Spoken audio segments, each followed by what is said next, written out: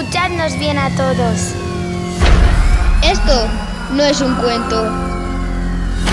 Esto es un mensaje para los irresponsables, para aquellos incívicos e imprudentes. Un mensaje para todos aquellos que no tienen un comportamiento correcto en la carretera. ¿Por qué no miré antes de cruzar? ¿Por qué contesté ese dichoso mensaje? Si hubiera cruzado por el paso de peatones, ¿por qué no lo hice? ¿Por qué no me puse el casco? ¿Por qué no lo hiciste? Si hubiera parado antes a descansar.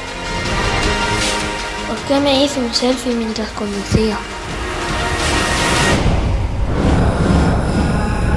Si no quieres que nada de esto te suceda y no te quieres arrepentir, Ten un comportamiento cívico y seguro.